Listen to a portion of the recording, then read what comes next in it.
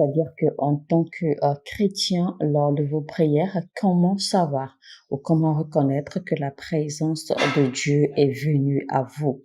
Comment reconnaître la présence angélique, la présence du Saint-Esprit autour de vous? C'est un mystère très important et très beau à comprendre parce que quand vous arrivez à comprendre ce mystère, eh bien, vos yeux s'ouvriront beaucoup plus sur les réalités du monde spirituel. Vous allez également comprendre comment est-ce que le ciel interagit avec la terre. À lire le livre de Matthieu au chapitre 6, les disciples ont demandé à Jésus-Christ de leur enseigner comment prier. C'est alors que Jésus-Christ leur donna la formule de prière que nous connaissons tous, qui est notre Père qui est dans les cieux, que ton règne vienne, que ta volonté soit faite sur la terre comme dans les cieux. Donne-nous notre pain quotidien, pardonne-nous nos péchés comme nous pardonnons aux autres, etc., etc. Nous connaissons tous cette prière. Et donc, il faut souligner la version qui dit que ta volonté soit faite sur la terre comme dans les cieux.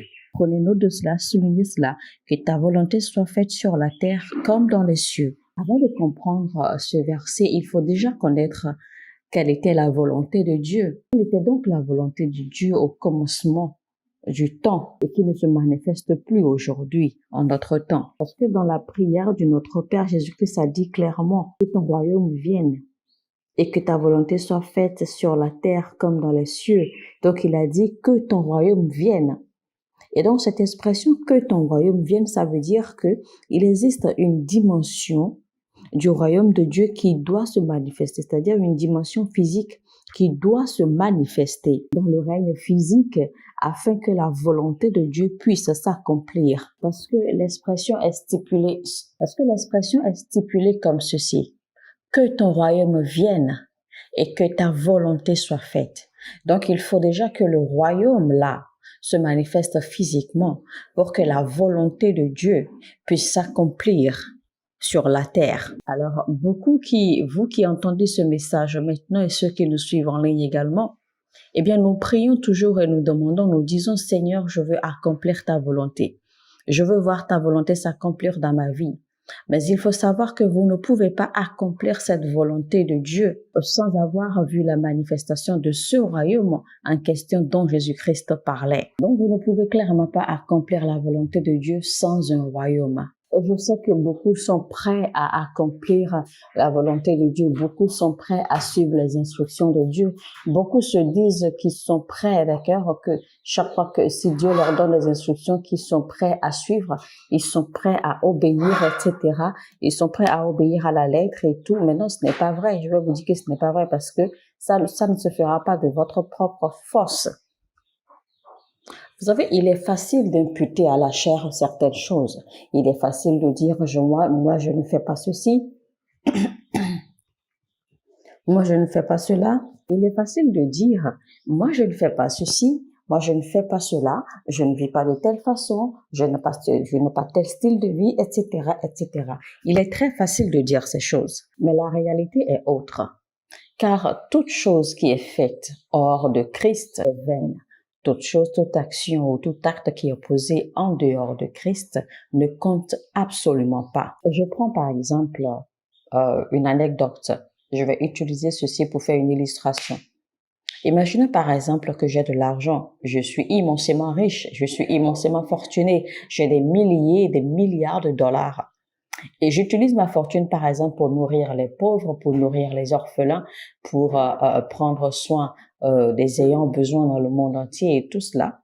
Et que finalement, au jour du jugement, je me retrouve devant Dieu et je fais mon plaidoyer, je fais mon compte de mes actions sur la terre et que Dieu me dise, ben attends, moi je n'ai jamais vu cela, car tout ce que tu as fait n'a jamais compté pour moi parce que je ne t'ai pas envoyé faire cela. Donc, ne soyez pas surpris parce que ça, c'est Dieu. De la même façon, il y aura des prophètes, il y a des hommes de Dieu, des ministres de Dieu qui prophétiseront au nom de Dieu, qui prophétiseront au nom de Jésus-Christ. Mais au jour du jugement, quand ils se retrouveront devant Dieu, eh bien, Dieu ne les reconnaîtra pas. Dieu les rejettera parce que certainement Dieu ne les a pas envoyés faire ce qu'ils ont fait. Mais pour eux, ils ont fait de bonnes actions. Ils ont fait des choses au nom du Seigneur. Et voici que le Seigneur ne les reconnaît pas. Maintenant, la Bible a souligné, d'accord, le prophétique, ou alors les gens utilisent beaucoup plus le prophétique pour parler de cela, parce qu'en fait, les gens ne comprennent pas le fonctionnement du prophétique.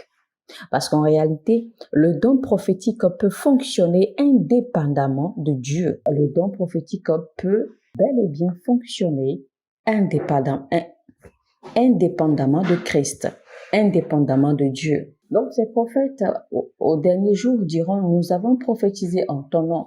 Mais voici que dans le livre de Deutéronome, il est dit clairement, Dieu a dit, vous viendrez devant moi et vous direz, pardon. Dans le livre de Deutéronome, il est écrit, Dieu a dit que si un prophète prophétise et que cela ne s'accomplit pas, alors nous devons savoir que lui, l'Éternel, n'a pas parlé.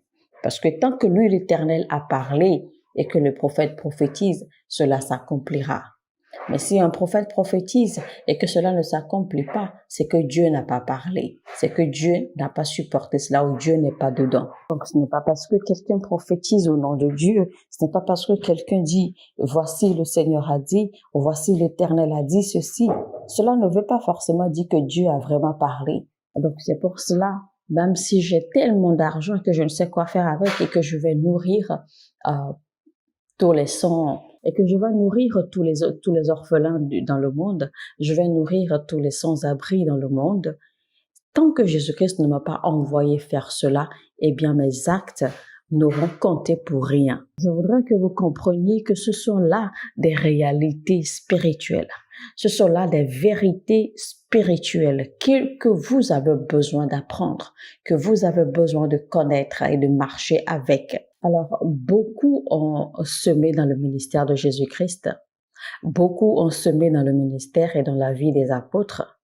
Mais comment se fait-il alors que Corneille a été démarqué? Qu'est-ce qui rendait Corneille si particulier dans sa façon de donner? Comment se fait-il alors que l'ange de Dieu ait visité Corneille de façon particulière et lui annoncé que ses actes, que ses prières et ses offrandes ont été reçus du ciel? Qu'est-ce qui l'a rendu si particulier? Qu'est-ce qui l'a si tant rapproché du ciel? Alors que Corneille, rappelons-nous, n'était pas chrétien. Corneille n'était pas juif. Il n'était pas né de nouveau. Pourquoi est-ce que la Bible n'a pas mentionné, d'accord, les autres dons, les autres offrandes, les actions, les sacrifices, les semences des autres?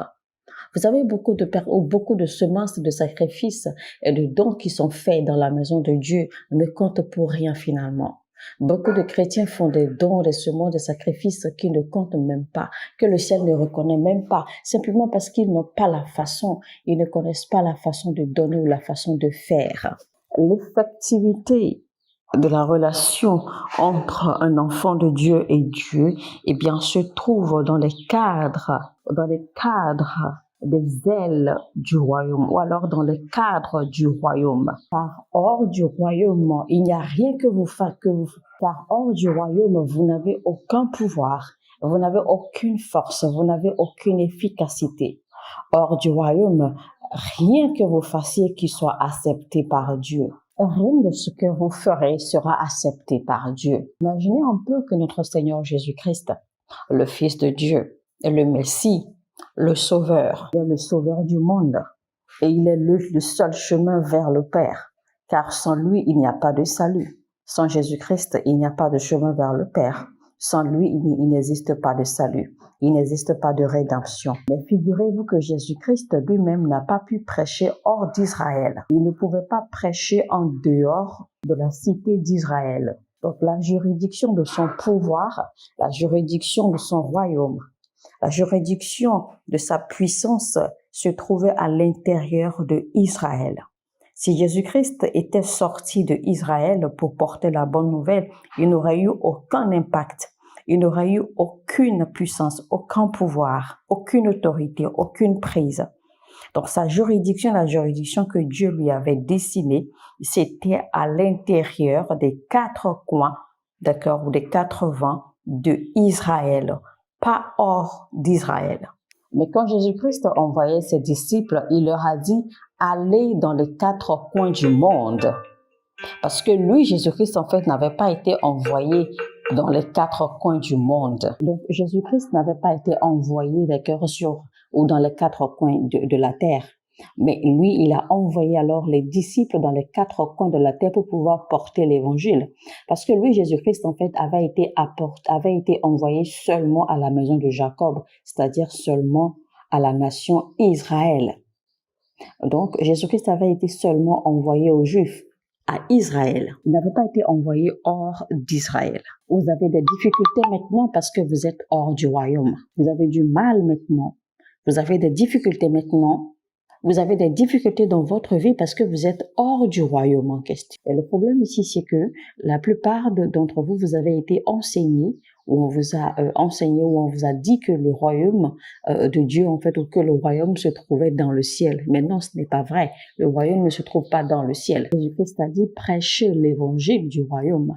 Dites-leur que le royaume de Dieu est proche. Il n'a pas dit que le ciel était prêt. Donc, Jésus-Christ a été envoyé à un seul peuple, pendant que les disciples ont été envoyés dans les 4 coins de la terre. Alors, il faut savoir maintenant il existe des éléments de l'esprit, des éléments qui prouvent ou qui vous... Je reprends. Il faut savoir qu'il existe 4 éléments dans le règne de l'esprit qui vous permettent de savoir que vous êtes en contact avec Dieu ou que vous êtes en contact avec la présence de Dieu.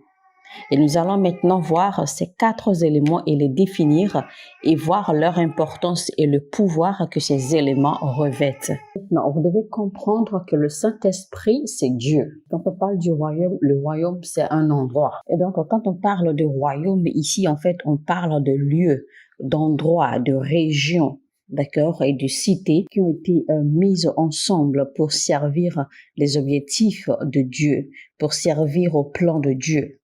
Alors, il y a des choses, il y a des vérités que vous ne savez pas. Lucifer a été renvoyé du ciel quand il a été jeté sur la terre. Tout ce que nous savons, c'est que Lucifer a été jeté sur la terre et qu'il est tombé. Mais l'autre partie de la vérité que nous ne savons pas de l'histoire, c'est que quand Lucifer est tombé sur la terre, il a détruit certaines choses. Sa chute, en fait, a détruit beaucoup de choses. Vous pouvez seulement parler de l'aspect physique, de la dimension physique de la chose, parce que vous n'avez pas eu la grâce de voir au-delà, d'accord, vous n'avez pas eu la grâce, ou vous n'avez pas reçu la grâce de voir au-delà du voile, ou encore en d'autres termes, au-delà du réel.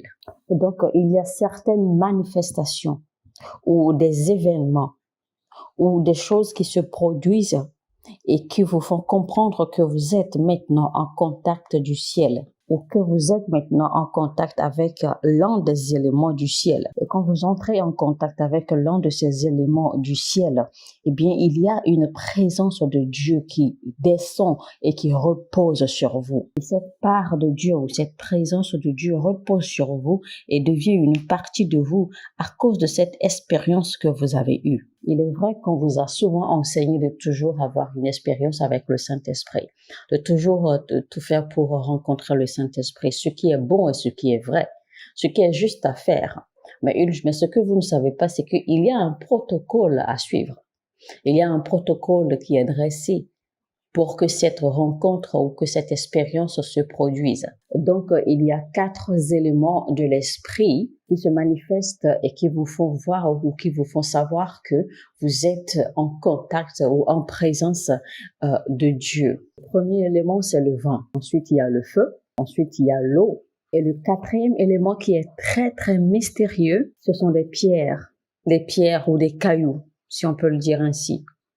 Donc, je répète les 4 éléments, le feu, l'eau, le vent et les pierres ou les cailloux. Et je dis les pierres parce que les pierres, en réalité, il y en a plusieurs.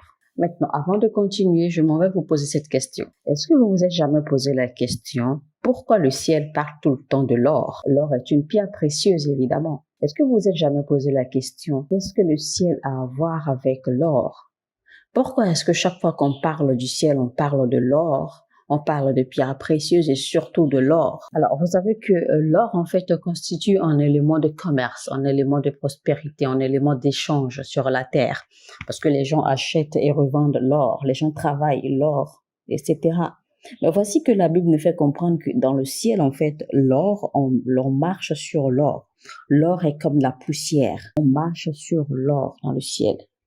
C'est-à-dire que le sol du ciel, en fait, où les sols ou les voies du ciel sont pavés d'or. Et donc, quand on fait en fait cette lecture, parfois, on aura l'impression que cela semble charnel ou que cela semble ordinaire ou logique, à moins que vous posiez des questions pour comprendre en fait la vraie signification de certaines expressions, de certains thèmes qui sont utilisés par la Bible et qui sont attribués au ciel, c'est-à-dire au caractère du ciel et au caractère de Dieu. Vous ne comprendrez jamais ces mystères à moins que vous comprendrez ce que c'est que véritablement l'or. Qu'est-ce que l'or représente en fait pour le ciel? Et qu'est-ce que cette expression représente de dire que dans le ciel, nous marchons sur l'or? Dans le règne physique, quand nous pensons à l'or, nous pensons toujours à la prospérité, à la richesse, à l'abondance, etc. Mais nous ne savons pas que l'or, en réalité, ce n'est qu'un élément du règne spirituel et qui a un impact spirituel qui est attaché. Et ceci dans le règne spirituel, dans le règne céleste. Nous allons lire rapidement un verset. Alors, Psaume 104 à partir du verset 1 qui dit « Mon âme bénit l'Éternel. L'Éternel, mon Dieu, tu es infiniment grand. Tu es revêtu d'éclat et de magnificence. Il s'enveloppe de lumière comme de manteau. Il étend les cieux comme un pavillon. Il forme avec les eaux le faîte de sa demeure. Il prend les nuées pour son char. Il s'avance sur les ailes du vent. » Alors, on va souligner ceci. Il forme avec les eaux le faîte de sa demeure, c'est-à-dire que il forme sur les eaux, ou il forme avec les eaux, ou on peut encore dire, il forme sur les eaux les fondements ou les fondations de sa demeure. Et quand la Bible parle ici de la demeure, c'est-à-dire de sa demeure, ça parle en fait de son lieu secret. La Bible dit carrément ou clairement que Dieu a établi les fondements de sa demeure, les fondements de son lieu secret sur les eaux. Savez-vous pourquoi vous faites le baptême d'eau? Vous voyez maintenant pourquoi le baptême d'eau est important. Parce qu'à travers le baptême d'eau, vous êtes transporté ou téléporté dans les fondements de la demeure de Dieu.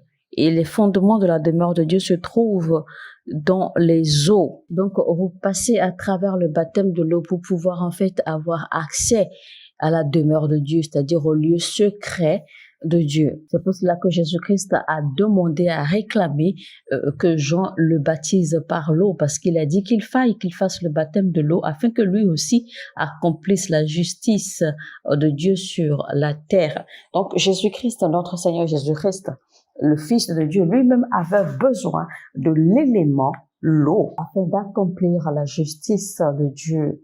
Et pourtant, nous savons que Jésus-Christ est pur. Jésus-Christ était saint, était propre de tout péché. Alors, si Jésus-Christ, notre Seigneur, n'a jamais eu le péché, pourquoi a-t-il eu besoin d'accord de passer par le baptême de l'eau, alors qu'on nous a enseigné que le baptême de l'eau, en fait, nous le faisons pour la rémission de nos péchés.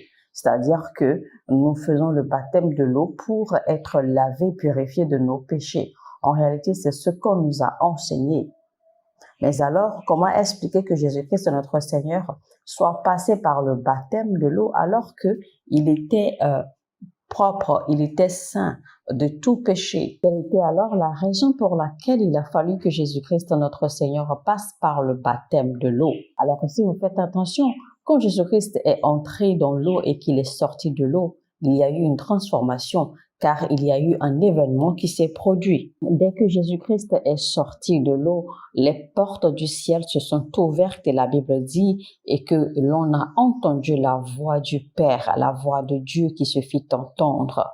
Et donc c'était là en fait les fondements de la demeure de Dieu établis sur les eaux qui se sont ouverts pour que Jésus-Christ ait l'accès. Quand vous connaissez les réalités ou quand vous maîtrisez les mystères de Dieu, il y a une différence.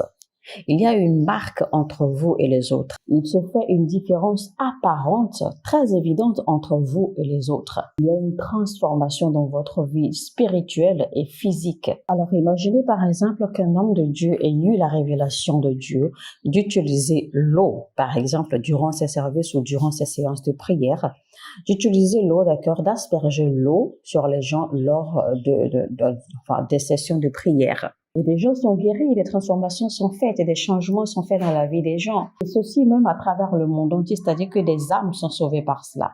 Les âmes sont touchées par cela. Mais aujourd'hui, évidemment, les gens vont vous taguer, les gens vont vous étiqueter, les gens vont vous dire que ça, ce sont des pouvoirs marins, ça, ce sont des pratiques qui viennent de la mer ou qui viennent des eaux. Ça, ce sont des pratiques qui viennent du royaume des eaux ou du royaume marin. Là, on vous dira que non, vous n'avez pas besoin de cela, que ce sont des pratiques mauvaises, que vous avez seulement besoin de Jésus-Christ et tout, et c'est tout, et que tout ira bien. Quand Jésus-Christ était encore en vie, c'est-à-dire que quand il était encore en plein dans son ministère, dans le temple où Jésus-Christ enseignait, dans la synagogue, il se trouvait au temple une piscine de guérison. Et cette piscine, c'était la piscine de Bethesda.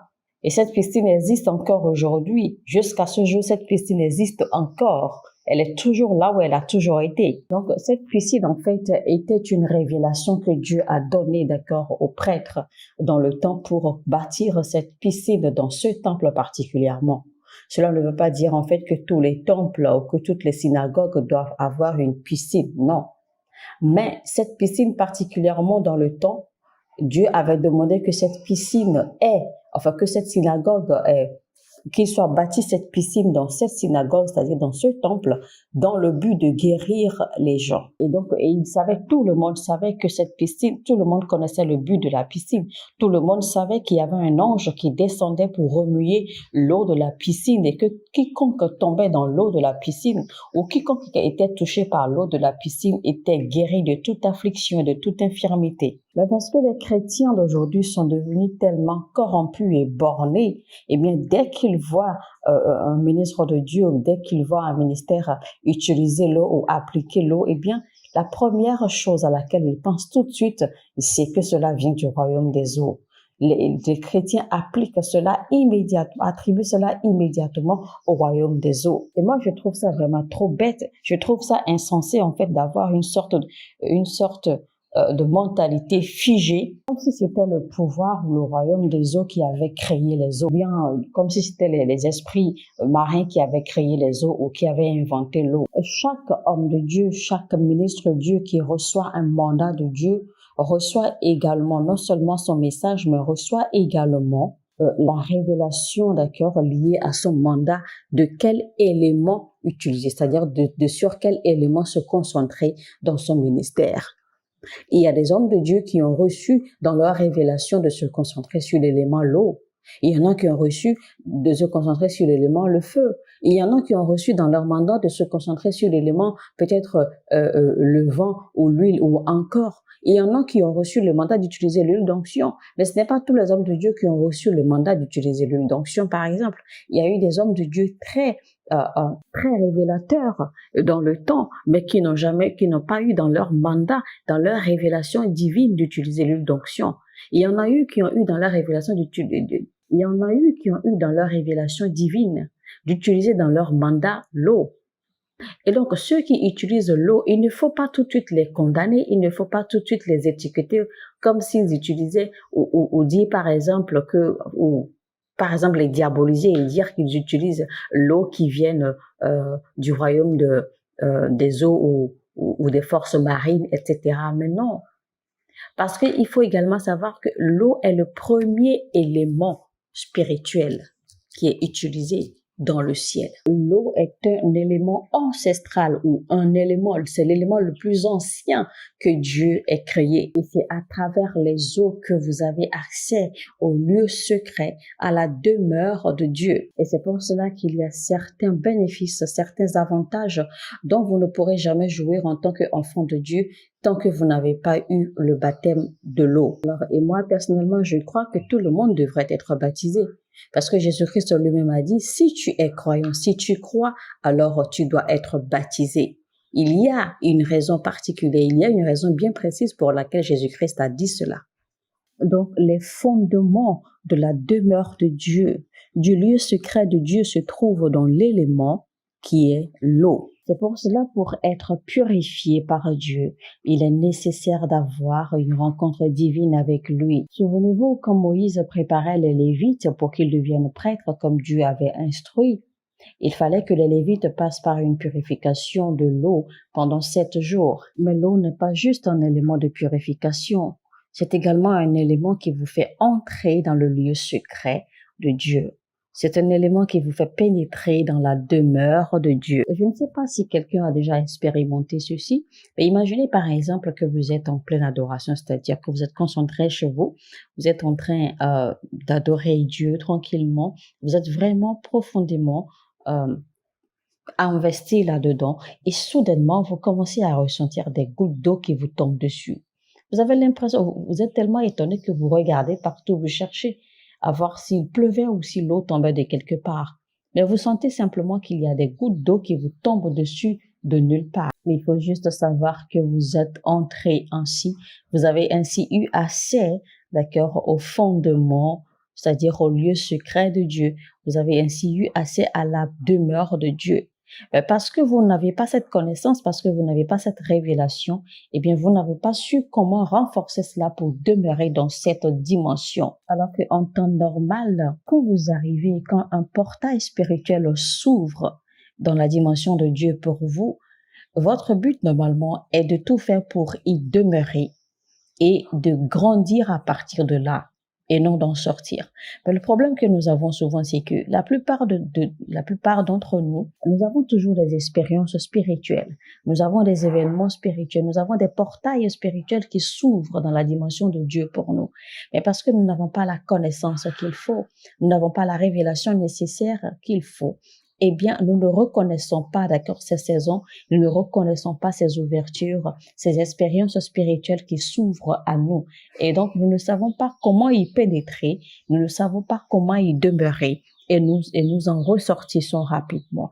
Et c'est le problème auquel beaucoup de chrétiens, beaucoup d'enfants de Dieu font face aujourd'hui. Alors, mesdames et messieurs, nous allons nous en arrêter là pour ce message. Donc, c'est la première partie. Et le message est intitulé Les 4 éléments du ciel et leur pouvoir. Et donc, nous avons eu la description, d'accord, de ces éléments.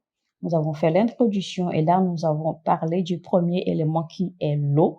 Et donc, je vous dis que je vous reviens, d'accord, très, très prochainement dans la deuxième partie de ce message. Et nous allons découvrir les 3 autres éléments.